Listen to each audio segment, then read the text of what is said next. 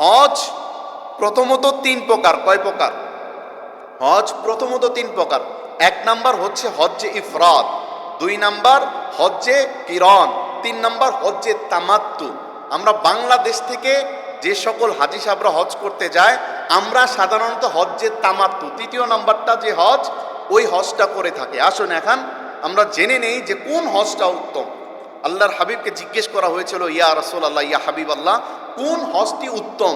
আল্লাহর হাবিব বললেন, যে হজটা করতে সহজ, যে হজটার মাসআলা মাসাইল সহজ, ওই হজটা সব থেকে উত্তম। বলেন না সুবহানাল্লাহ। আর হজ্জে তামাত্তু, আমরা যে হজটা করব, বাংলাদেশের সকল মুআল্লিম আর তাদের হাজি সাহেবদের যে হজটা করায়, এই হজটা হচ্ছে হজ্জে তামাত্তু। তাহলে আমরা হজ্জে তামাত্তু নিয়ে আর দুইটা নিয়ে আলোচনা করে কোনো লাভ, আমরা হজ্জে তামাত্তুটা একদম শুরু থেকে শেষ পর্যন্ত আগে কয়েকটা গুরুত্বপূর্ণ জিনিস মুখস্থ করে নেব, এরপরে বিস্তারিত আমি হাতে কলমে আপনাদেরকে দেখায় দেব, আল্লাহ যদি আমাকে তৌফিক দান করেন ইনশাআল্লাহ।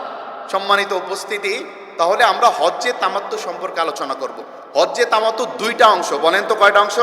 একটু আওয়াজ দিতে হবে। কয়টা অংশ? দুইটা অংশ। প্রথম অংশে হচ্ছে উমরা। প্রথম অংশে কি? উমরা। প্রথম অংশে উমরা, দ্বিতীয় অংশে হজ। প্রথম অংশে উমরা, দ্বিতীয় অংশে হজ। আমরা যখন বাংলাদেশ থেকে, বাংলাদেশের আমরা আশকুনা হাজি ক্যাম্প থেকে এহরাম পরে নিয়ত করে বের হই, কিসের নিয়ত করি? হজের নিয়ত করি। কিন্তু এখানে বাস্তবিকভাবে আমরা বললাম হজ্জে তামাত্তু দুইটা অংশ। প্রথম অংশে উমরা। আপনি গিয়ে কি হজ করবেন?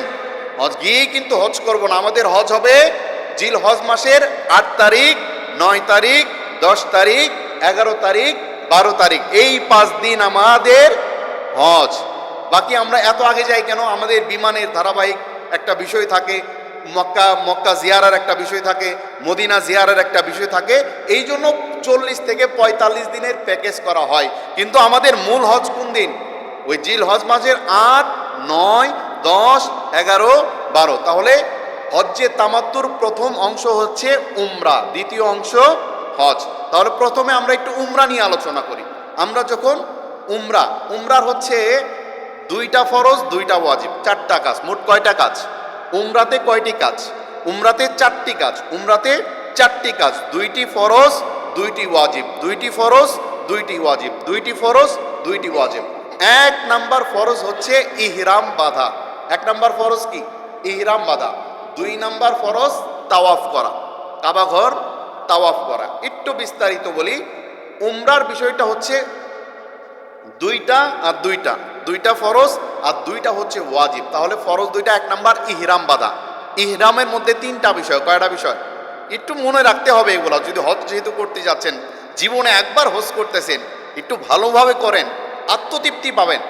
তাহলে ইহরাম বাঁধার সময় 3টা জিনিস মাথায় রাখতে হবে। ইহরাম কিভাবে বাঁধতে হয় এই বিষয়টা আমরা দেখায় দেবো ইনশাআল্লাহ। প্রথমে আমরা জানবো উমরা সম্পর্কে। উমরা 2টা ফরজ, 2টা ওয়াজিব। 1 নাম্বার ফরজ এহরাম। 1 নাম্বার এহরাম আমরা বাঁধবো। 2 নাম্বার নিয়ত করতে হবে। 3 নাম্বার তালবিয়া পাঠ করা। 1 নাম্বার এহরামের কাপড়টা পরা। 2 নাম্বার আমরা নিয়ত করব, আমরা কিসের এহরাম করলাম, হজের না উমরা, এবং আমি কার জন্য উমরাটা করতেছি, আমার নিজের হজের জন্য, আমার না বদলি হজের জন্য, নিয়তটা। এরপরে হচ্ছে ইহরাম বাঁধার পরে 3য় নম্বর যে কাজটা, সেটা হচ্ছে তালবিয়া পাঠ করা। লব্বাইক আল্লাহুম্মা লব্বাইক, লব্বাইক লা শারীকা লাক লব্বাইক, ইন্নাল হামদা ওয়ান নি'মাতা লাকা ওয়াল মুলক লা শারীকা লাক। বান্দার হজের মধ্যে ওই হজটা সব থেকে উত্তম যে হজের মধ্যে তালবিয়া জোরে জোরে উচ্চ সহকারে এবং বেশি বেশি পাঠ করা হয়। এই তালবিয়াটা পুরুষেরা উচ্চ স্বরে পাঠ করবে, আর মহিলারা, মা বোনরা একটু নিম্ন স্বরে পাঠ করবে। তবে এই তালবিয়া অনেক বেশি পরিমাণে পাঠ করতে হবে। যার হজের মধ্যে তালবিয়া সব থেকে বেশি, তার হজটা আল্লাহ তাআলার কাছে সুন্দর সব থেকে বেশি। বলেন না সুবহানাল্লাহ। তাহলে এহরাম বাঁধার সময় 3টা জিনিস, এহরামের কাপড় বাঁধবো, 2 নাম্বার নিয়তটা করব, 3 নাম্বার তালবিয়া পাঠ করব। লব্বাইক আল্লাহুম্মা লব্বাইক, লব্বাইক লা শারীকা লাক লব্বাইক, ইন্নাল হামদা ওয়ান নি'মাতা লাকা ওয়াল মুলক লা শারীকা লাক। ইহরামের কাপড় পরিধান করা হয়ে গেলে এরপর 2 রাকাত নামাজ, শুকরিয়া স্বরূপ 2 রাকাত নামাজ পড়ে আমরা আল্লাহ তাআলার কাছে দোয়া করব, যে উদ্দেশ্যে ইহরামরা পড়েছি আল্লাহ তাআলা যেন আমাদেরকে সহজভাবে সাবলীলভাবে ওই উমরাটা, বা যদি হজের জন্য ইহরাম করে থাকি হজটা যেন আল্লাহ সুন্দরভাবে করার তৌফিক দান করে। সকালে একবার বলেন আমিন। তাহলে হজে উমরার 2টা ফরজ, 1 নাম্বার ইহরাম বাঁধা, 2 নাম্বার হচ্ছে তাওয়াফ করা। 2 নাম্বার কি? তাওয়াফ করা। 2 নাম্বার তাওয়াফ করা। আর 2টা ওয়াজিব। 1 নাম্বার ওয়াজিব হচ্ছে সাফা মারওয়া সাই করা। 2 নাম্বার ওয়াজিব হচ্ছে মাথা মুন্ডন করা। মাথা মুন্ডন করা। আর একটু বলে নেই, মা বোনরাও যেহেতু আসেন, মা বোনদের ইহরাম হচ্ছে মা বোনরা যে কাপড় পরে কমফোর্টেবল, একটু ভালো লাগে, যে কাপড়টা পরলে শরীরে আরাম এবং গোটা শরীরটা ঢেকে থাকে, ওরকম কাপড় পরিধান করা। মা বোনদের জুতার ক্ষেত্রেও যে জুতাটা পরতে মা বোনরা একটু আরাম বোধ করে ওই জুতাটা পরা। আর মা বোনদের ইহরামের ক্ষেত্রে একটা বিষয় হচ্ছে চেহারাটা খোলা রাখা। চেহারা খোলা রাখা। চেহারা হচ্ছে চুলের গোড়ার থেকে নিয়ে থুতনির নিচ পর্যন্ত এবং 2 কানের লতি, এই কানের লতি থেকে এই কান এই পর্যন্ত খোলা থাকতে হবে। উলামায়ে কেরাম বলেন যাদের বয়স 60-এর অধিক হয়ে গেছে তারা তো চেহারা খোলা রাখবেন, কিন্তু যে সমস্ত নারী মা বোনরা যাবেন যাদের বয়স ইয়াং বয়স, তারা কি করবেন, তারা একটা কেপ পাওয়া যায় যেটার দ্বারা মুখটাও ঢেকে থাকে আর মুখটা খোলাও থাকে, পর্দাও হয়ে যায় আর মুখটা চেহারাটা খোলা থাকে। এটা একটা বিষয় মা বোনরা লক্ষ্য করবেন।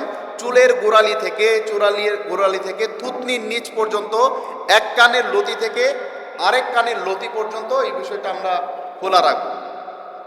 তাহলে ইহরাম বাঁধা ফরজ। 2 নাম্বার ফরজ হচ্ছে তাওয়াফ করা। তো আমরা আমাদের সফরটা, অধিকাংশ হাজিদের সফর আগে মক্কায় হয়, কিন্তু যারা পরবর্তীতে যায় তাদের সফরটা মদিনা থেকে হয়। তারা তো প্রথমেই উমরা নিয়ত করে না, মদিনা থেকে মক্কায় যাওয়ার সময় উমরা নিয়ত করে। বেশিরভাগ যেহেতু আমরা মক্কাতে যাব আগে উমরা নিয়ত করে যাই, সেই ক্ষেত্রে আমি তাহলে একটু বিস্তারিত বলি। আপনার বাংলাদেশ থেকে তাহলে জেদ্দায় গেলাম, তো আমরা 1 নাম্বার যে ফরজটা সেটা পালন করলাম। সেই ফরজটার নাম কি? এহরাম। এহরাম আমাদের বাধা আছে, তাহলে ফরজ শেষ। 1 নাম্বার ফরজ শেষ। এরপরে আমাদের জেদ্দা থেকে মুআল্লিম সাহেবান আমাদেরকে আমাদের হোটেলে নিয়ে যাবেন। হোটেলে গিয়ে অল্প একটু খাওয়া দাওয়া করার পরে বলবেন যে আমরা যেহেতু উমরা নিয়ত করে বের হয়েছি, সুতরাং আমরা এখন কাবার দিকে যাব, বাইতুল্লাহর দিকে যাব, আমাদের তাওয়াফটা শেষ করতে হবে। তো আমরা বাইতুল্লাহ যাওয়ার জন্য সকলে আপনারা রেডি হয়ে যাবেন।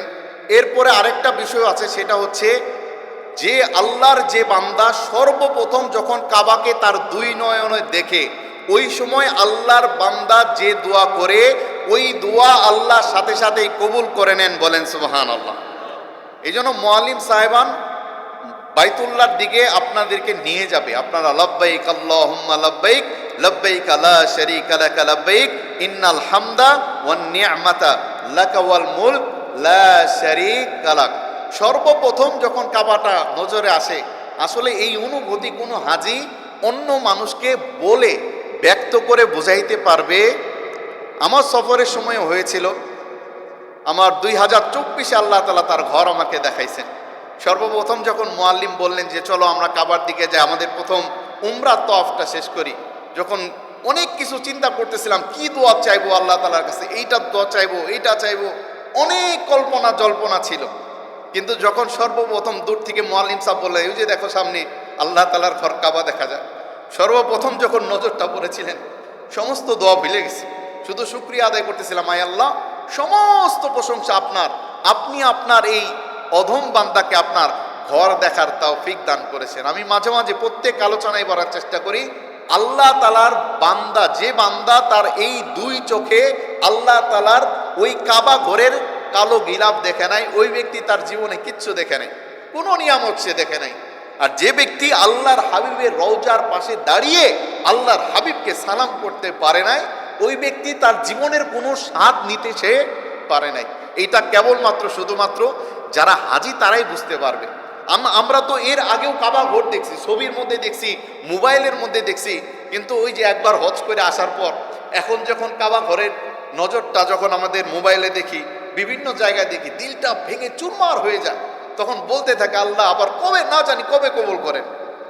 এই জন্য একটা হজের সফর পুরাটাই আবেগের সফর। আপনি যখন তাওয়াফ করবেন দিলের মধ্যে আল্লাহ তাআলার ঘরের চতুর্দিক দিয়ে আমি ঘুরতেছি, আল্লাহ তাআলার ঘরের চতুর্দিক দিয়ে ঘুরতেছি। সম্মানিত হাজরিন, বেশি সময় আমি নিব না।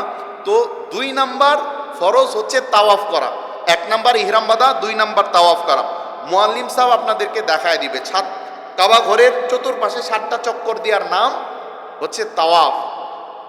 তো এই তাওয়াফটা শুরু করতে হয় হাজরে আসওয়াদ যে কোণাটা আছে ওই কোণার থেকে। হাজরে আসওয়াদ যে কোণায় ওই কোণার দিকে তাকিয়ে 2 হাত ইশারা করে বিসমিল্লাহি আল্লাহু আকবার বলে একটা চক্কর দিলে একটা চক্কর, আবার হজরে আসওয়াদ পর্যন্ত আসবেন আরেকটা চক্কর। আর প্রত্যেকবারে কাবা ঘরের দিকে তাকিয়ে বিসমিল্লাহি আল্লাহু আকবার বলতে হবে।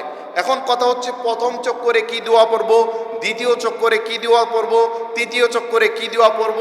আমাদের বিভিন্ন বইয়ের মধ্যে লেখা থাকে প্রথম চক্করে এই দোয়া, দ্বিতীয় চক্করে এই দোয়া, তৃতীয় চক্করে এই দোয়া, আল্লাহর রাস্তায় মাফ করবে। কোরআন এবং হাদিসের মধ্যে এরকম নির্দিষ্ট কোনো দোয়ার কথা উল্লেখ নাই। আপনি তাওয়াফের সময় দোয়া আল্লাহ কবুল করবেন। আপনার দিলে যত তামান্না আছে আল্লাহ তাআলার কাছে ওই তাওয়াফের সময় আপনি আল্লাহ তাআলার সামনে পেশ করবেন। আল্লাহ তাআলার কাছে যে দোয়াই করবেন আল্লাহ তাআলা কবুল আর মঞ্জুর করে নেবে, বলেন সুবহানাল্লাহ। তবে কোরআন এবং হাদিসে বর্ণিত যে সকল আরবি দোয়া আপনাদের বিশুদ্ধভাবে জানা আছে সেগুলো পাঠ করতে পারেন। যদি বিশুদ্ধভাবে আপনার জানা না থাকে, ভাঙাচোরা হয়, ওই দোয়া আল্লাহ তাআলার সামনে করার দরকার নাই। কেননা আপনি বাংলা ভাষায় দোয়া করলে ওই দোয়াও আল্লাহ তাআলা শুনবেন এবং কবুল করবেন, ঠিক কি ঠিক না? তবে একটা দোয়া নির্দিষ্ট আছে যেটা কোরআন এবং হাদিসে পাওয়া যায়, সেটা হচ্ছে রুকনে ইয়ামানি। কাবা ঘরের 4টা চক্কর আছে,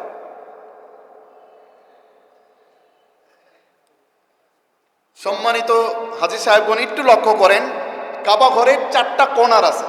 একটা কোণারে তো আমরা বললাম যে হাজরে আসওয়াদ থাকে, সেই জায়গা থেকে আমরা তাওয়াফ শুরু করি।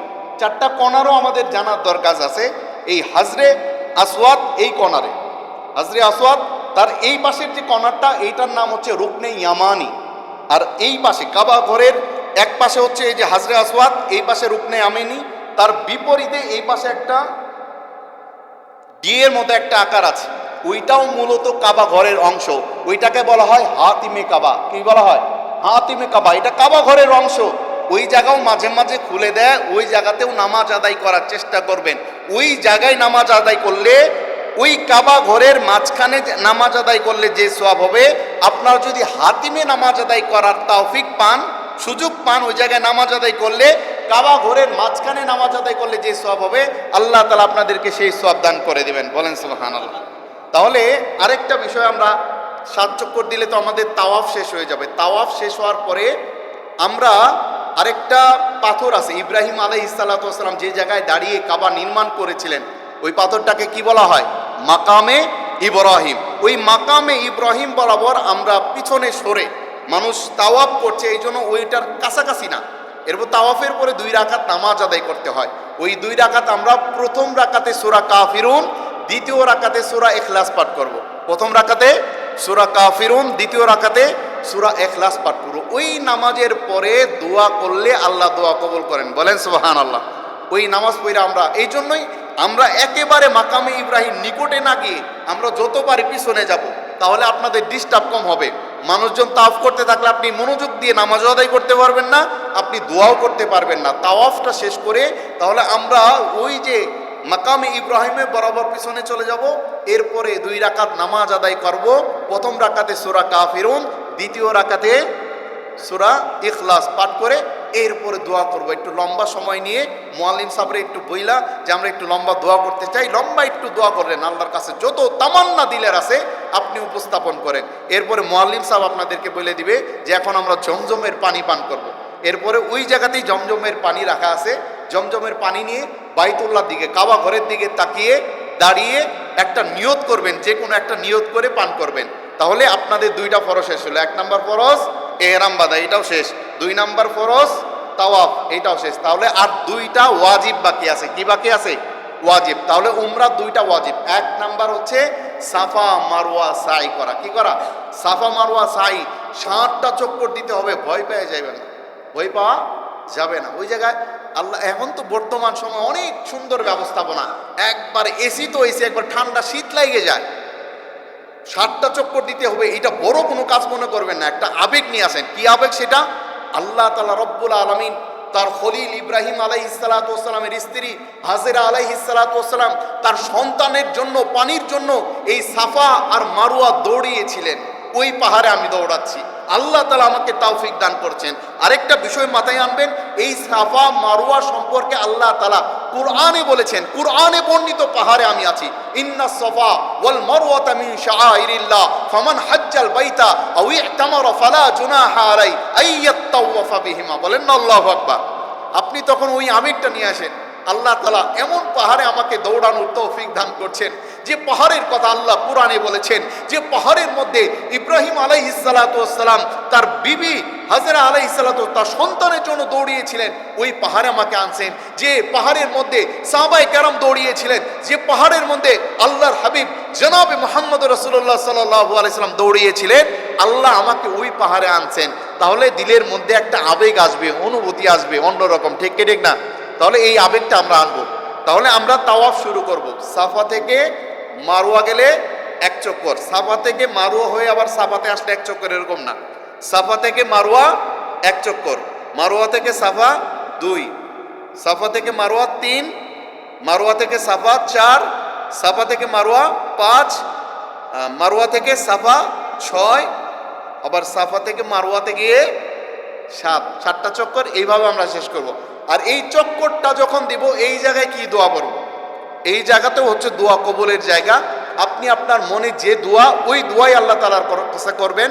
তবে মুআল্লিম সাহেব যদি আপনাদেরকে দোয়া পড়ায় দেয়, আরবি দোয়া, ওই দোয়াগুলোও করবেন, মাঝে মাঝে নিজে থেকে দোয়া করবেন, ঠিক আছে?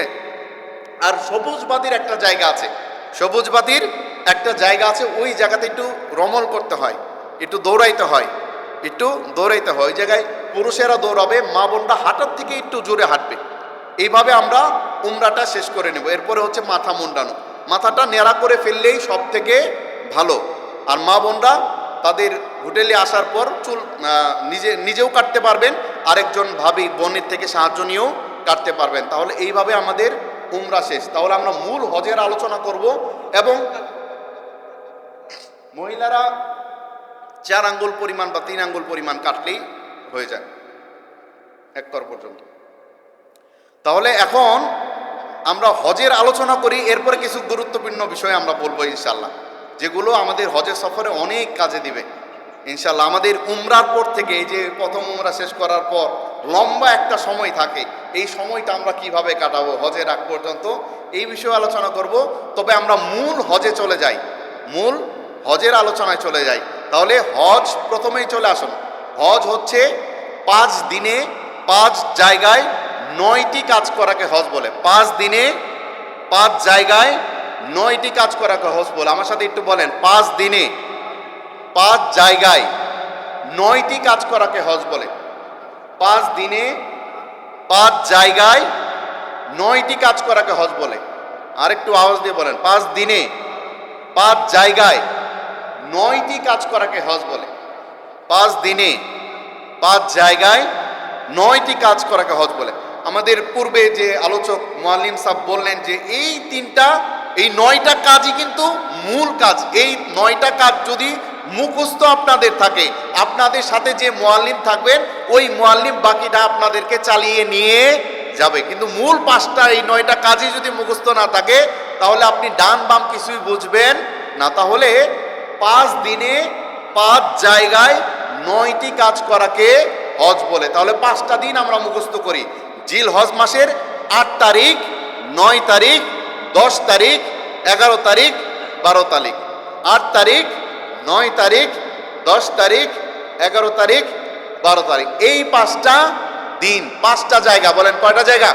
5টা জায়গা। মিনা, বলেন মিনা। আমার পরে একবার আপনারা বলবেন, মিনা, আরাফা, মুজদালিফা, জামারাত, বাইতুল্লাহ।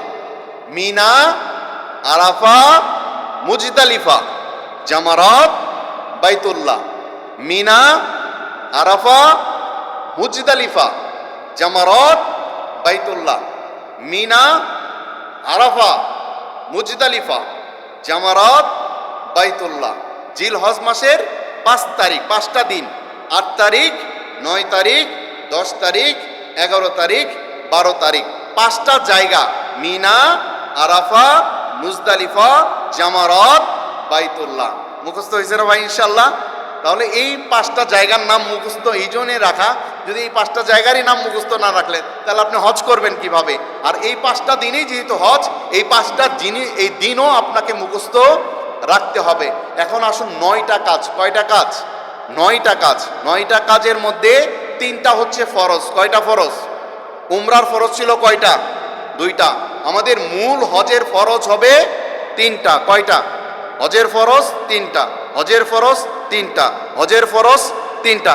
1 নাম্বার ইহরাম বাঁধা, 2 নাম্বার তাওয়াফ করা, 3 নাম্বার আরাফার ময়দানে অবস্থান করা। 1 নাম্বার ইহরাম বাঁধা, 2 নাম্বার আরাফার ময়দানে অবস্থান করা, 3 নাম্বার তাওয়াফ করা।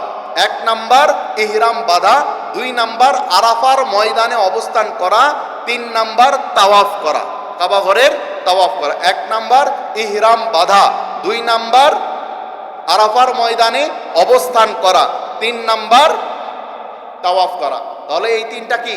ফরজ। এবং এই 5 দিনের বিস্তারিত কি কি আমল, কোন জায়গায় আমল, এটা আমি বলতেছি পরে। বাকি এই 9টা কাজ একটু মুখস্থ করে নেন। 3টা হচ্ছে ফরজ। 1 নাম্বার ইহরাম বাঁধা, 2 নাম্বার আরাফার ময়দানে অবস্থান করা, 3 নাম্বার, আরেকবার বলেন একটু, 1 নাম্বার ইহরাম বাঁধা, 2 নাম্বার আরাফার ময়দানে অবস্থান, 3 নাম্বার তাওয়াফ করা। মাশাআল্লাহ, আল্লাহ তাআলা আপনাদের সকলের হজকে হজ্জে মাবরুর হিসেবে কবুল আর মঞ্জুর করে নিক। সকলে বলেন আমিন। এখন হচ্ছে 3টা, আর বাকি আছে কয়টা? 9টা কাজের 6টা। এই 6টা হচ্ছে ওয়াজিব। 6টা কি? ওয়াজিব। 6টা ওয়াজিব। তাহলে 6টা ওয়াজিবগুলো আমরা সহজভাবে মুখস্থ করে নেই। 1 নাম্বার হচ্ছে মুজদালিফা, মুজদালিফায় রাত্রি যাপন করা। 2 নাম্বার হচ্ছে কঙ্কর মারা। একটু জামারাই কঙ্কর মারা একটু মুখস্থ করার জন্য একটু সহজভাবে বলি। কঙ্কর মারা পরে বিস্তারিত বলবো। 1 নাম্বার মুজদালিফা, 2 নাম্বার কঙ্কর মারা, 3 নাম্বার কুরবানি করা, 4 নাম্বার মাথা মুন্ডন করা, 5 নাম্বার করা, এই সাফা মারওয়া সাই করা, আর 6 নাম্বার হচ্ছে বিদায়ী তাওয়াফ করা। তাহলে আবার একটু আসেন, একটু একসাথে সবাই একটু বলার চেষ্টা করেন। 1 নাম্বার হচ্ছে মুজদালিফায় রাত্রি যাপন করা, 2 নাম্বার কঙ্কর মারা, 2 নাম্বার জামারাই কঙ্কর মারা, 3 নাম্বার কুরবানি করা, 4 নাম্বার মাথা মুন্ডন করা, 5 নাম্বার সাফা মারওয়া সাই করা, 6 নাম্বার হচ্ছে বিদায়ী তাওয়াফ করা। এই 6টা মনে থাকবে না? তাহলে 1 নাম্বার একটু আপনারা একটু বলেন। 1 নাম্বার মুজদালিফায় রাত্রি যাপন করা, 2 নাম্বার বলেন, 2 নাম্বার জামারাই গিয়ে কঙ্কর মারা, 3 নাম্বার কুরবানি করা, 4 নাম্বার মাথা মুন্ডন করা, 5 নাম্বার সাফা মারওয়া সাই করা, 6 নাম্বার হচ্ছে বিদায়ী তাওয়াফ করা। তাহলে এই 6টা মনে থাকতো তো ইনশাল্লাহ? তাহলে 3টা ফরজ, 6টা ওয়াজিব। 3টা ফরজ, 6টা ওয়াজিব। এই 3টা ফরজ যদি ছুটে তাহলে এই হজ আর সম্ভব না, দম দিলেও সম্ভব না। আর এই 6টা ওয়াজিবের প্রতি লক্ষ্য রাখা। এই 6টার মধ্যে যদি ঝামেলা হয় তাহলে দম দিলে হবে, কিন্তু আমাদের খেয়াল রাখতে হবে যেন দম না লাগে, ঠিক কিনা? তাহলে আমরা 3টা ফরজ আবার একটু বলি। 1 নাম্বার ইহরাম বাঁধা, 2 নাম্বার আরাফার ময়দানে অবস্থান করা, 3 নাম্বার তাওয়াফ করা। এই 3টা ফরজ। আর ওয়াজিবগুলো হচ্ছে মুজদালিফায় রাত্রি যাপন করা, এরপর কঙ্কর মারা, কুরবানি করা, মাথা মুন্ডন করা, সাফা মারওয়া সাই করা, এরপর বিদায়ী তাওয়াফ করা। কাজ খুব বেশি না কম? খুব কম। লাস্টে আলোচনা করবো বিষয় গেছে উল্টোটি। জি, আর যদি আপনাদের প্রশ্নও থাকে ইনশাল্লাহ প্রশ্নগুলোর উত্তর দেবেন। একটু প্রশ্নগুলো একটু মাথায় রেখে দেন ইনশাল্লাহ। হ্যাঁ, তাহলে এই 9টা কাজ। তাহলে আমরা শুরু করি এবার 5 দিনে এই 9টা কাজ আমরা কিভাবে করব। 5 দিনে এই 9টা কাজ আমরা কিভাবে করব। তাহলে আমাদের মূল হজের দিনগুলো হচ্ছে 8 তারিখ, 9 তারিখ, 10 তারিখ, 11 তারিখ 12 তারিখ। 1 নাম্বার দিনে আছে, কয় নম্বর দিন? 8 নাম্বার, 8 জিলহজ। 8 জিলহজের আগে আমাদের হজের কার্যক্রম শুরু হয়ে যাবে 7 জিলহজ থেকে। মুআল্লিম সাহেব আমাদের 7 তারিখ রাত্রেই বলবে যে আমরা আজকে রাত্রেই মিনাতে চলে যাব, আপনারা প্রস্তুতি গ্রহণ করেন।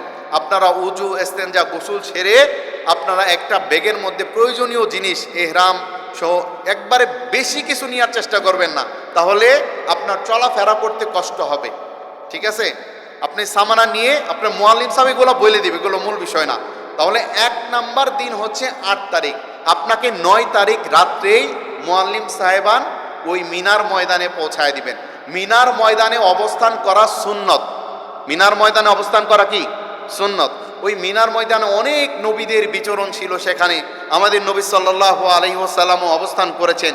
অনেক দামি জায়গা, ওই জায়গায় একটা আবেগ নিয়ে যাওয়া, অনুভূতি নিয়ে যাওয়া। ওই মিনার প্রান্তরে ইব্রাহিম আলাইহিস সালাতু ওয়াসসালাম তার সন্তান ইসমাইল আলাইহিস সালাতু ওয়াসসালামকে কুরবানি করার জন্য নিয়ে গিয়েছিলেন। ওই জায়গাতেই আল্লাহ তাআলা তার খলিলের কুরবানিকে আল্লাহ তাআলা কবুল আর মঞ্জুর করছেন। একটা আবেগময় একটা জায়গা হচ্ছে মিনার প্রান্তর। তাহলে হজের প্রথম দিন হচ্ছে 8 তারিখ, 8 জিলহজ মিনায় অবস্থান করা, এটা হাজী সাহেবদের জন্য একটা সুন্নত। আরেকটা সুন্নত হচ্ছে 8 জিলহজ জোহরের নামাজ, আসরের নামাজ, মাগরিবের নামাজ, ঈশার নামাজ এবং ফজরের নামাজ, এই 5 ওয়াক্ত নামাজ আদায় করা মিনার ময়দানে, এটাও আরেকটি সুন্নাহ।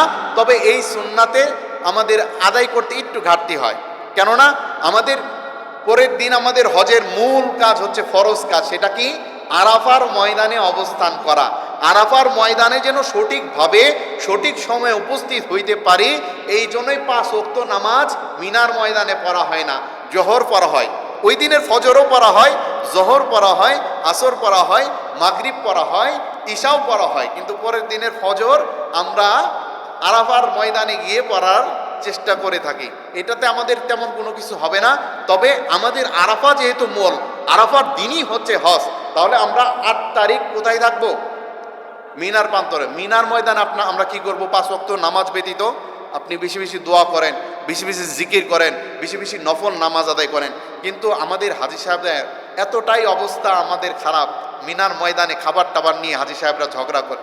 এটা বড় একটা দুঃখজনক ব্যাপার। আল্লাহর হাবিব হাদিসের মধ্যে কি বলেন দেখেন, মান হাজ্জা লিল্লাহি ফালাম ইয়ারফুস ওয়ালাম ইয়াফসুক রাজা কা ইয়াউমিন ওয়ালাদাতহু উম্মুহু। যে ব্যক্তি হজ করে আল্লাহর জন্য, এই হজের গিয়ে কোনো মন্দ কাজ করে না, অশ্লীল কাজ করে না, এটা কিন্তু শর্ত লাগায় দিয়েছেন আল্লাহর হাবিব। তাহলে কি হবে? সদ্য ভূমিষ্ঠ সন্তান যেরকম নিষ্পাপ, আল্লাহ তার বান্দা বান্দীদেরকে এরকম নিষ্পাপ করে দেন, বলেন সুবহানাল্লাহ। তবে শর্ত কি? মন্দ কাজ করা যাবে। এই হজে গেছি, আল্লাহ 5টা দিনই তো একটু খাই না খাই, একটু আল্লাহ তাআলার সাথে সম্পর্ক হওয়া দরকার আছে না নাই? আপনি আমল করতে থাকেন, খাবারের সুন্নতগুলো মানতে থাকেন, 5 ওয়াক্ত নামাজের আগে পরে যে সুন্নত, জিকির, তাসবিহ, তাহলিল, এগুলো একটু পাঠ করেন, তাহলে আপনার হজ হবে সর্বোত্তম হজ। আপনি অবসরে বসে আছেন, সুবহানাল্লাহ সুবহানাল্লাহ, আলহামদুলিল্লাহ আলহামদুলিল্লাহ, আর দিলের মধ্যে আবেগ আনতে থাকেন।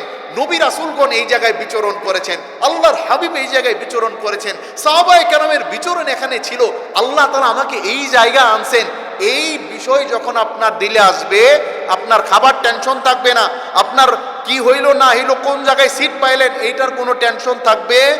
অনেক সময় দেখা যায় মুআল্লিমের সাথে গরম হয়, ভালো জায়গা দিতে পারলো না, সিট দিতে পারলো না, হ্যান করতে পারলো না, ত্যান করতে পারলো না। আপনার এই চিন্তা ভাবনা নিয়ে গেলে আপনার হজ আল্লাহ কবুল করবেন। সব থেকে বড় বিষয় একটা হচ্ছে, আপনার হজ কবুল হওয়ার ক্ষেত্রে সব থেকে বড় বিষয়, আপনার যে মুআল্লিম, ওই মুআল্লিমকে আপনাকে পুঙ্খানুপুঙ্খানুভাবে মানতে হবে। আপনাকে বলছে বসে থাকেন, আপনি বসে থাকবেন, আপনাকে উঠতে বলছে আপনি উঠবেন। আপনাকে এইভাবে যদি মানতে পারেন, আপনার হজটা পরিশুদ্ধ হবে। আর যদি মনে করেন যে এই দিতে পারলো না, সেই দিতে পারলো না, কত দিছি, 7 লক্ষ টাকা দিছি, এই হিসাব করলে ওই জায়গায় আপনার হজটা আল্লাহ তাআলার কাছে কি করবে না। অনেক সময় দেখা যায় হাজী সাহেবরা ওই যে মিনার প্রান্তরে অনেক জায়গায় মানুষ বিলি করতে থাকে, জুসের প্যাকেট দিতে থাকে, পাউরুটির প্যাকেট দিতে থাকে। যে পাউরুটি, যে জুস আমরা খাইতে পারি না, অনেক সময় দেখা যায় হাজিরা ওই জায়গায় লাইন দিতেছে। আপনি 7 লক্ষ টাকা হজ টাকা খরচ করে হজ করতে আসেন আর 5 টাকার পাউরুটির পিছনে দৌড়াইতেছেন। হ্যাঁ, আপনার খাওয়া নির্দিষ্ট সময় আপনার কাছে চলে আসবে। ওই জায়গায় যে খাবার, আগে তো খাবারের ব্যবস্থা ছিল না। হ্যাঁ, আগে খাবারে চিরা মুড়ি নিয়ে গেছি, এখন আলহামদুলিল্লাহ 24-এ হজ করছি, অসম্ভব খাবারের ব্যবস্থা ওই জায়গাতে আল্লাহ তালা ওই সৌদি আরবের ইয়ের মাধ্যমে আল্লাহ তালা ব্যবস্থা করেন। ওই জন্য খাবারের টেনশন করা যাবে না। 1 নাম্বার হচ্ছে ওই মিনার প্রান্তরে দোয়া করলে আল্লাহ দোয়া কবুল করবেন, এই নিয়তে দোয়া করতে থাকবেন, জিকির করতে থাকবেন, ইস্তেগফার পাঠ করতে থাকবেন। আর আমাদের পিছনে সমস্ত জীবনের যে গুনাহগুলো আমরা করছি ওই গুনাহগুলো মনে করে তওবা করতে থাকেন, আল্লাহ নিষ্পাপ সন্তানের মতো আপনাকে নিষ্পাপ করে দেবে। বলেন না সুবহানাল্লাহ। তাহলে এই বিষয়টা লক্ষ্য রাখবেন, কোন জায়গায় আছি আমি, যে এই জায়গায় আরাফার ময়দানে সব হাজিদের দোয়া কবুল হবে, এক শ্রেণীর হাজিদের দোয়া কবুল হবে না। ওই শ্রেণীর এক শ্রেণীর যারা মনে করে আমার দোয়া কি কবুল হবো, আমার দোয়া কি কবুল হব, এরকম যাদের মন মানসিকতা আছে তাদের দোয়া কবুল হবে না। আর সবার দোয়াই কবুল এই আরাফার ময়দানে। আল্লাহর হাবিব বিদায় হজের মধ্যে দীর্ঘক্ষণ পর্যন্ত সেজদায় পড়েছিলেন, আয় আল্লাহ আপনি আমার উম্মতদেরকে মাফ করে দেন, আপনি আমার গুনাহগার উম্মতদেরকে মাফ করে দেন, আপনি আমার অসুস্থ উম্মতদেরকে মাফ করে দেন, আপনি আমার বিপদগ্রস্ত উম্মতদেরকে মাফ করে দেন।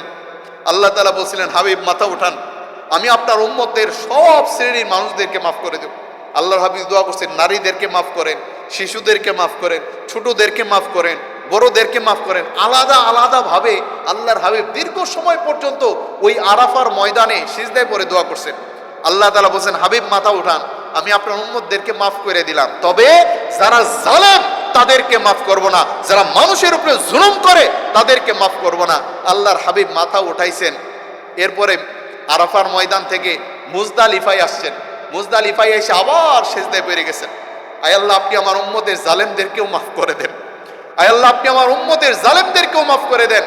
আল্লাহ তাআলা বলেন, হাবিব মাথা উঠান, আমি আপনার উম্মতের জালেমদেরকেও মাফ করে দিলাম। বলেন না সুবহানাল্লাহ। তাহলে হজের প্রথম দিন মিনায় অবস্থান করা, পরের দিন হচ্ছে 9 তারিখ, 9 তারিখ আরাফার দিন। ওই আরাফার দিনই হচ্ছে হজের দিন, ওই আরাফার ময়দানই হচ্ছে হজ। ওই আরাফার ময়দানে আমাদেরকে অবস্থান করতে হবে, আমাদেরকে 8 তারিখ রাত্রেই নিয়ে যাবে। আরাফার ময়দানে অবস্থান করার মূল সময় হচ্ছে জোহরের আগ থেকে নিয়ে মাগরিবের ওয়াক্ত হওয়ার আগ পর্যন্ত, সূর্য অস্তমিত যাওয়া পর্যন্ত। এই সময়টা হচ্ছে আরাফার সময়। যেহেতু আপনাকে আগেই নিয়ে যাবে, আপনি আরাফার ময়দানে গিয়ে আপনাকে খুব সম্ভব ফজরের নামাজ আদায় করাবে। ফজরের নামাজের পরে এরপর অল্প সময় জিকির আজগার করে হালকা একটু নাস্তা পানি খেয়ে ওই জায়গায় পর্যাপ্ত চায়ের ব্যবস্থা থাকবে। আপনি যদি রুটি নিয়ে যান, একটু চিরা বিস্কুট নিয়ে যান, একটু পানি নিয়ে যান, সেগুলো একটু খেয়ে আপনি একটু লম্বা সময় একটু ঘুমান বা একটু আরাম করেন। কেননা আরাফার মূল সময় জোহর থেকে নিয়ে ওই সময়টা আপনাকে ইবাদতে কাটাইতে হবে। এর আগেই যদি আপনি অজু সিনজা সেরে একটু ঘুমটুম পেরে জোহরে 12টার আগেই আপনি প্রস্তুতি নিয়ে নেন। যদি গোসলের ব্যবস্থা থাকে, গোসলের সুযোগ থাকে তাহলেই করবেন। আর যদি সুযোগ না থাকে, লম্বা লাইন আর সিরিয়াল ধরে একটু গোসল করলে হয়তো একটু ভালো লাগবে, অত্যন্ত প্রখর রোদ থাকবে। কিন্তু আপনাদের যে কামরাগুলা বর্তমান, এগুলা সব এসি কামরা, মিনার ময়দানও এসি কামরা আর আরাফার ময়দানও এসি কামরা, ওগুলা তো তখন তেমন একটা কষ্ট নাই। তবে আপনার যদি গোসলের সুযোগ থাকে তাহলেই করেন, আর যদি সুযোগ না থাকে তাহলে ভিড়াভিড়ির মধ্যে গোসল কইরা একটু সময় নষ্ট করে লাভ নাই। গুরুত্বপূর্ণ সময় চলতেছে। তাহলে জোহরের নামাজ, তাহলে ওই আরাফার ময়দানে আদায় করো জোহর আর আসর। জোহর আর আসর, এই জোহর আসর নিয়ে একটু ইখতিলাফ আছে। আপনার মুয়াল্লিম সাহেব যেটা বলে, আপনার যে মুয়াল্লিমের আন্ডারে গেছেন ওই মুয়াল্লিম সাহেব যেটা বলে সেইভাবে আদায় করলেই হয়ে যাবে। অনেক সময় জোহর আসর একসাথে অনেকে মুয়াল্লিমে পড়ায়, আবার জোহরের সময় জোহর পড়ায়, আসরের সময় আসর। আপনার মুয়াল্লিম যেভাবে পড়ে সেভাবে পড়লেই আপনার হজ কবুল হবে। তবে মূল বিষয় হচ্ছে ওই আরাফার ময়দানে সবথেকে বড় হচ্ছে দোয়া। আল্লাহ তাআলার কাছে দোয়া করতে হবে। আপনি নফল নামাজ আদায় করে দোয়া করতে থাকেন। কিছু সময় আপনি ওই যে কামরার মধ্যে থাকবেন ওই কামরার মধ্যে দোয়া করেন, আর কিছু সময় আপনি একটু বাইরে যান, বাইরে গিয়ে দেখবেন যে অনেক গাছ আছে, ওই গাছের নিচে দাঁড়িয়ে খোলা আকাশের নিচে 2 হাত উঠিয়ে দোয়া করেন। আল্লাহর হাবিব এইভাবে দোয়া করছেন, সাহাবায়ে কেরাম এইভাবে দোয়া করছেন। খোলা আকাশের নিচে গাছের নিচে দাঁড়িয়ে 2 হাত উঠিয়ে আল্লাহ তাআলার কাছে দিলের যত চাহাত আছে, দিলের যত আবেগ আছে সব উজাড় করে দিয়ে দিলের যত প্রয়োজন আছে আমার জীবনের সব আল্লাহ তাআলার কাছে চাইবো, আল্লাহ তাআলা আমাদেরকে দান করবেন। এটা আল্লাহ তাআলার ওয়াদা। আল্লাহ তাআলা বলছেন উদউনি আস্তাজিবু লাকুম, আমার বান্দারা আমি আল্লাহর কাছে চাও, আমি আল্লাহ তোমাদেরকে দিব। আল্লাহ তাআলা বলেন লা তাকনাতু মির রাহমাতিল্লাহ, ও আমার বান্দারা আমি আল্লাহর রহমত থেকে তোমরা নিরাশ হয়ো, আল্লাহর রহমত থেকে নিরাশ হওয়া যাবে না। এই জন্য আমার দিলের মধ্যে নিয়ত থাকতে হবে আল্লাহ আরাফার ময়দানে আমার গুনাহ খাতা মাফ কইরা দিছেন এবং আমার হজ কবুল কইরা নিছেন। কাদেরটা কবুল করবে না? যারা নিয়ত করবে যে আমার দোয়াও কি কবুল হবো, এত গুনাহ করছি। ওই আরাফার ময়দানে শয়তান তার চোখে তার মাথার মধ্যে বালু মারতে থাকে, হাই কি করলাম, এই আল্লাহর এই বান্দাকে সারা জীবন ধোঁকা দিয়ে গুনার দিকে ধাবিত করছিলাম, আজকের এই দিনে তার জীবনে সব গুনাহ মাফ হয়ে যাবে। এই জন্য মুখের মধ্যে বালু মারতে থাকে আর আফসোস করতে থাকে। আর আপনি যদি চিন্তা করলেন আমারেও কি মাফ করবো, তাহলে আপনারা মাফ করবো না। এই জন্য নিয়ত রাখতে হবে আল্লাহ অবশ্যই এই আরাফাত দিনে আমার হজকে কবুল করবেন, আমার দোয়াকে কবুল করবেন, আল্লাহ আমাকে সত্যভূমিষ্ঠ সন্তানের মতো নিষ্পাপ করে দিবেন। বলেন না সুবহানাল্লাহ। এইভাবে আমরা আরাফার ময়দান কাটাবো। আমরা কোনো ঝগড়াঝাটির মধ্যে যাব না, কোনো বাহাদুরি, কোনো অহংকার না। সব থেকে বেশি হচ্ছে তালবিয়া বেশি বেশি পাঠ করবেন। লাব্বাইক আল্লাহুম্মা লাব্বাইক। একটু বলেন বলেন আওয়াজ দিয়ে। এই আওয়াজে হজ করা যাবে না, এই আওয়াজে হজ করা যাবে না। একটু জোরে আওয়াজ দিয়ে পাঠ করতে হবে, আবেগ নিয়ে, উৎফুল্লতার সাথে। শুধু এখান না, অনেক অন্য ভাইদেরকে মনে করাই দিতে হবে, স্মরণ করাই দিতে হবে আমরা এই হজের সফর। সব থেকে বেশি যে ব্যক্তি তালবিয়া পাঠ করবে তার হজটা সব থেকে বেশি আল্লাহ তাআলার কাছে কবুল হবে। লাব্বাইক আল্লাহুম্মা লাব্বাইক লাব্বাইক লা শারীকা লাক লাব্বাইক ইন্নাল হামদা ওয়ান নি'মাতা লাকা ওয়াল মুলক লা শারীকা লাক লাব্বাইক আল্লাহুম্মা লাব্বাইক লাব্বাইক লা শারীকা লাক লাব্বাইক ইন্নাল হামদা ওয়ান নি'মাতা লাকা ওয়াল মুলক লা শারীকা লাক। একটু বুঝে বুঝে পড়ার চেষ্টা করেন। লাব্বাইক আল্লাহুম্মা লাব্বাইক, আয় আল্লাহ আমি হাজির, আপনি আপনার খলিলের মাধ্যমে আমাকে ডাকছিলেন, আমি উপস্থিত হয়ে গেছি। লাব্বাইক লা শারীকা লাকা লাব্বাইক, আয় আল্লাহ আপনার সাথে অন্য কারো শরীক নেই। ইন্নাল হামদা, আয় আল্লাহ সমস্ত প্রশংসা আপনার, অন্য কারো প্রশংসা না, সমস্ত প্রশংসা আপনার। ওয়ান নি'মাতা, সমস্ত নিয়ামত আপনার। লাকা ওয়াল মুলক, সমগ্র কায়নাতের মালিক আয় আল্লাহ আপনি। লা শারীকা লাক, আপনার সাথে অন্য কারো শরীক। এই বিষয়টা ধারণ করে বুঝা বুঝা একটু আবেগ নিয়ে যখন পড়তে থাকবেন, অন্যরকম একটা অনুভূতি আপনার দিলের মধ্যে কাজ করবে, আর আল্লাহ তাআলা আপনার হজকে কবুল আর মঞ্জুর করে নেবেন। বলেন না সুবহানাল্লাহ।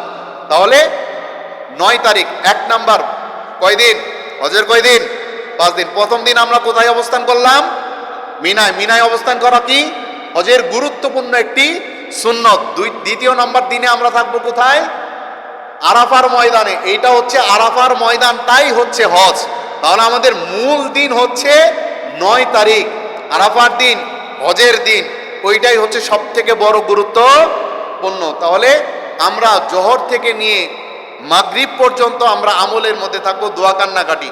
এর মাঝে আসর, জোহর আর আসরের নামাজ আদায় করব। আমাদের মুআল্লিম সাহেব আমাদেরকে যেভাবে বলে সেভাবে, অন্য কোনো কারো কথাও শোনা যাবে না। বিভিন্ন বই, সব থেকে যাদের হজ জটিল হয়, কঠিন হয়, কি হয়, কাদের হজ কঠিন হয় জানেন? যারা 3টা 4টা বই নিয়ে যায়, এক বইয়ের মধ্যে এটা পায়, আরেক বইয়ের মধ্যে আরেকটা, আরেক বইয়ের মধ্যে আরেকটা, আরেক বইয়ের মধ্যে আরেকটা, ওর মাথা জায়গা আওলায়, তখন মুআল্লিম সাহেবরা খালি জ্বালাইতে থাকে। এই জন্য আপনি এই সমস্ত কিছু আপনি যদি প্রশিক্ষণও না করেন, আপনার মুআল্লিম যেভাবে আপনাকে বলে সেইভাবে চলেন, আপনার হজ হয়ে যাবে। আপনাকে ওইভাবেই মুআল্লিম সাহেব হজ করাবে। মুআল্লিম সাহেব তো আর একদিন হজ করে না, দীর্ঘদিন থেকে হজ করতেছে। আমাদের থেকে মুআল্লিম সাহেব অভিজ্ঞ বেশি, এটা আপনার মাথায় রাখতে হবে। আমি সব জানি, মুআল্লিম কিছু জানে না, এটা চিন্তা করা যাবে না। তাহলে এই বিষয়গুলো আমরা মাথা রাখবেন। তাহলে মূল দিন হচ্ছে আমাদের 9 তারিখ। 9 তারিখ জোহর থেকে নিয়ে মাগরিব পর্যন্ত। মাগরিবের রক্ত হয়ে যাবে, আমরা আরাফার ময়দানে মাগরিবের নামাজ আদায় করব। মুআল্লিম সাহেব আমাদের জন্য গাড়ির ব্যবস্থা করবেন, ওই গাড়ির মধ্যে আমরা উঠে যাব। এরপরে আমাদেরকে আনবেন ওই আরাফার ময়দান থেকে মুজদালিফার প্রান্তরে, কোন প্রান্তরে? মুজদালিফার প্রান্তরে আনবেন। এরপর থেকে বাস বিদায়। কি বিদায়? এরপরে আর বাস না, একটু কষ্ট করতে হবে। ওই মুজদালিফার প্রান্তরে আপনার এসিও থাকবে না, আপনার তাঁবুও থাকবে না, খোলা আকাশের নিচে মুজদালিফায় অবস্থান করা হজের গুরুত্বপূর্ণ, হজের গুরুত্বপূর্ণ বুঝলে গেছেন গা? হজের গুরুত্বপূর্ণ ওয়াজিব মুজদালিফার প্রান্তরে অবস্থান করা। এই মুজদালিফায় প্রান্তরে আসতে আসতে রাত 10টাও বেজে যেতে পারে, রাত 11টাও বেজে যেতে পারে, রাত 2টাও বেজে যেতে পারে।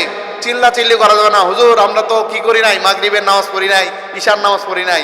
আপনি মুজদালিফার প্রান্তরে আইসা মুআল্লিম সাহেব আপনাদেরকে অবশ্যই পড়াবে, কোনো টেনশন করা যাবে। মুজদালিফায় প্রান্তরে আসার পর আজান হবে একটা, কয়টা? আজান হবে একটা, একামত হবে কয়টা? 2টা। প্রথম মাগরিবের নামাজ একামত দিয়ে মাগরিবের নামাজ আদায় করাবেন। এরপরে মাগরিবের নামাজের পরেই ঈশান নামাজের একামত দিয়ে ঈশান নামাজ মাগরিব ঈশা একত্রে করে আপনাদেরকে মুআল্লিম সাহেব পড়াবেন। এরপরে লম্বা একটা সময় থাকবে, আপনি ওযু স্থান এমন জায়গায় আশ্রয় নেওয়ার চেষ্টা করবেন যে জায়গার কাছাকাছি একটু বাথরুম টাথরুম আছে, পানি টানি পাওয়া যাবে, এরকম জায়গা দেখে আপনারা একটু অবস্থান করার চেষ্টা করবেন মুআল্লিম সাহেবকে সাথে নিয়ে ইনশাল্লাহ। তাহলে আপনাদের জন্য সহজ হবে। তাহলে ওযু ইস্তানজা সেরে মাগরিব ঈশার পড়ার পরে একটু দীর্ঘ একটা সময় থাকে। আল্লাহর হাবিব এরকম অনেক রাত্রি গেছেন, সারা রাত ঘুমান নাই, কিন্তু আল্লাহর হাবিব ওই আরাফার ময়দান থেকে মুজদালিফায় আসার পরে একটু শয়ন করেছেন, ঘুমিয়েছিলেন। এই জন্য ওই মুজদালিফার প্রান্তরে একটু ঘুমানিও আল্লাহর হাবিবের সুন্নাহ। মুজদালিফায় অবস্থান করা ওয়াজিব, একটু ঘুমানো সুন্নাহ। মাগরিব ঈশা পড়ার পরে একটু ইবাদত বন্দেগী জিকির করে একটু ঘুমাইলেন, আবার ওই তাহাজ্জুদের আগে উঠে যাবেন, তাহাজ্জুদের আগে উঠে যাবেন। মুজদালিফার মূল সময় হচ্ছে ওই যে ফজরের আগে, ফজরের নামাজ পড়ার পরে মুজদালিফার সময় শেষ হবে। আর আপনাদের মুজদালিফার প্রান্তরে আরেকটা মসজিদ আছে, ওই মসজিদের নাম আল্লাহ তাআলা কোরআনে উল্লেখ করছেন, বলেন আল্লাহু আকবার। মসজিদে মাশআরিল হারাম যেটাকে বলা হয়, আল্লাহ তাআলা রব্বুল আলামিন কোরআনের মধ্যে বলেছেন ফাযকুরুল্লাহা ইনদাল মাশআরিল হারাম, বলেন আল্লাহু আকবার। ওই মসজিদুল হারাম, মসজিদুল মাশআরিল হারামের নিকট যদি আশপাশে যদি থাকে তাহলে সেখানে গিয়ে একটু নামাজ আদায় করার চেষ্টা করবেন, বা একটু নামাজ আদায় করে 2 রাকাত নফল পরে একটু দোয়া করলেন। আর যদি দূরে হয় তাহলে যাওয়ার দোয়া নাই, মুআল্লিম সাহেবের কাছে জেনে নেবেন। এরপর হচ্ছে আপনাদের ফজরের নামাজ আদায় হয়ে যাবে, তার আগে আপনারা একটু নাস্তা পানি সেরে নেবেন। কেননা এখন আপনাদের হজের মূল কষ্টের কাজ কিসের কাজ? জামারায় পাথর নিক্ষেপ করা, শয়তানকে পাথর মারতে যাওয়া। আপনাদের এই মিনার ময়দান পাড়ি দিয়ে আপনাদেরকে জামারাতে যেতে হবে। দীর্ঘ 6 থেকে 7 থেকে 8 কিলোমিটার রাস্তা আপনাদেরকে পায়ে হেঁটেই যেতে হবে। এবং যত হাজি সাহেবরা হজ করতে আসেন সবাই একসাথেই রওনা দিবে, বলেন না আল্লাহু আকবার। একটু কঠিন, কিন্তু সহজ করার মালিক একজন, তিনি কে? 2024 সালে আমার সাথে ছিল একজন, আমাদের জামাতে 24 জন হাজি সাহেব ছিল। আমার সাথে যে একজন ছিল ইসলামপুরের, তিনি প্যারালাইসিস রোগী ছিলেন। কি রোগী? প্যারালাইসিস রোগী। সে আমার সাথে হজ করছে। সে ওই যে এইভাবে চলে। সে 3 দিনে, আমি বলছি আরেকজন লোক দিয়ে আপনার পাথরটাকে মারাই দিতেছি, সে কোনোভাবেই রাজি। সে এইভাবেই যাবে, পাথরও মারবে, এইভাবেই যাবে, পাথরে মারবে। নাছোড় বান্দা। আল্লাহ তাআলা রব্বুল আলামিন তার এই বান্দাকেও সহি সালামতে হজ করার তৌফিক দান করছেন। 3 দিনই জামারাই গিয়ে পায়ে হেঁটে কঙ্কর মারছেন, বলেন না আল্লাহু আকবার। শক্তি দিয়ার মালিক কে? আল্লাহ।